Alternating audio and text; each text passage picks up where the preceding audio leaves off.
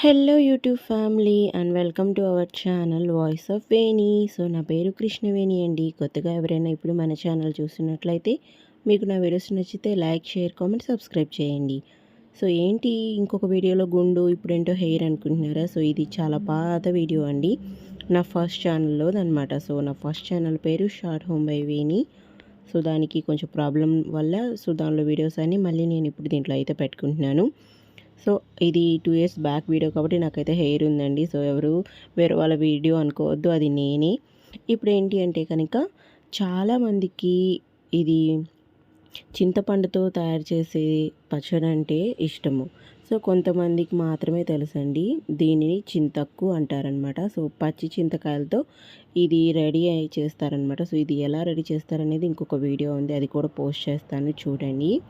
So ఇది చింతక్కు అనమాట. So మన పచ్చి చింతకాయల్ని తీసుకొచ్చుకొని అందులో పసుపు, ఉప్పు వేసుకొని ఇలా దంచి పెట్టుకొని అప్పట్లో మనం స్టోర్ చేసుకునే వాళ్ళండి. అంటే పాతకాలంలో ఇలాగే స్టోర్ చేసుకొని మనకి వర్షాకాలం అలా వచ్చినప్పుడు ఇలా చింతకాయ పచ్చడి అనేది చేసుకునే వాళ్ళు అనమాట. సో అందుకే వాళ్ళకి ఎటువంటి రోగాలు అవన్నీ కూడా ఉండవు. బట్ మనం కూడా అప్పుడప్పుడు ఇలా పచ్చడి చేసి చిన్నపిల్లలకి పెడుతూ ఉంటే చాలా మంచిదండి. అలాగే మనం కనీసం నెలలో ఒక్కసారైనా సరే ఈ చింతక్కు పచ్చడి అయితే చేసుకోవాలన్నమాట. దీనికోసం మనకు కావాల్సినవి ఇప్పుడు చెప్తాను చూడండి. కారం ఎక్కువ తినేవారైతే మటుకు ఒక 1/2 కిలో పచ్చిమిరకాయలు అయితే వేసుకోవచ్చు. అంటే ఇంట్లో ఒక 5-6 మంది ఉంటే సరిపోతుందండి.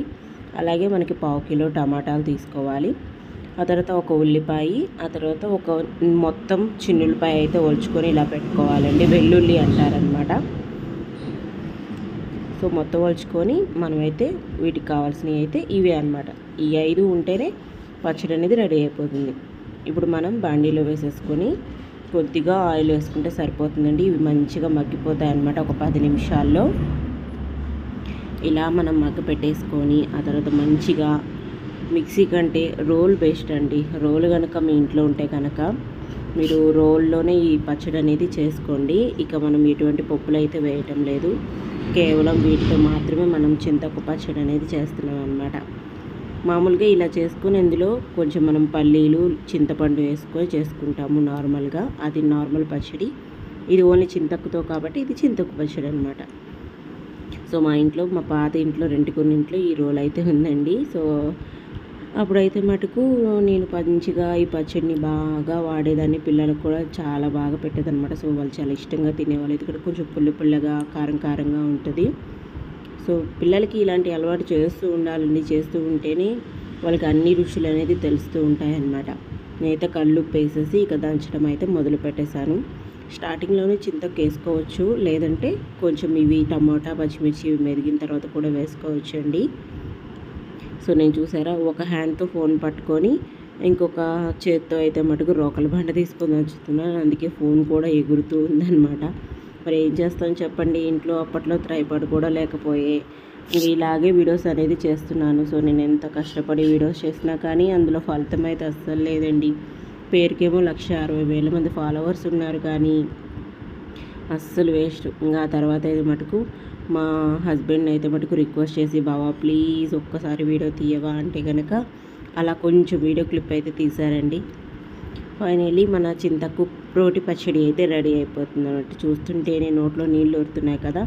నాకైతే మటుకు ఈ పచ్చడి చాలా ఇష్టం అండి. మా అమ్మ ప్రతి సంవత్సరం చింతక్క అనేది పెడుతూ ఉంటుంది అనమాట.